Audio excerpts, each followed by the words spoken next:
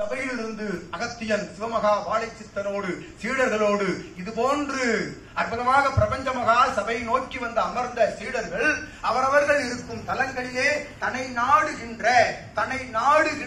தன்னுடைய சக உறவாளர்கள் இல்லாத நண்பர்களோடு உறவாளர்களோடு இணைந்து பணியாற்றுகின்ற பொழுது அவன் உரைக்கின்ற பொழுது இது போன்று சபை உள்ளது, இது ஒரு பெருமகா சிவப்பணி என்று அகத்தியன் உரைக்கின்றோம். இது போன்று சபை உள்ளது, சபையிலே அற்புதங்கள் நடைபெறுகின்றன, இகலோகத்தில் கலியுகத்தில் பரலோகத்தை காட்டுகின்ற அற்புதமான சபை ஒன்று உள்ளது. அச்சபையில் அகத்தியனும் சிவபெருமானும் திருமுருக பெருமானும் பரந்தாமனின் 10 அவதாரங்களும் அத்துணை 14 லோகங்களிலும் இருக்கக்கூடிய ஆற்றல் எல்லாம் உரையாடுகின்றன. கண்டு காண வாருங்கள், இச்சபைக்கு வந்து உங்கள் கர்ம வினைகளை அகற்றுங்கள் என்று உரைத்த அக்கணம் இவனோடு பயணப்பட்ட அற்புதமான மாந்தர்கள் சபை நாடி வந்து அமர்ந்தனர்.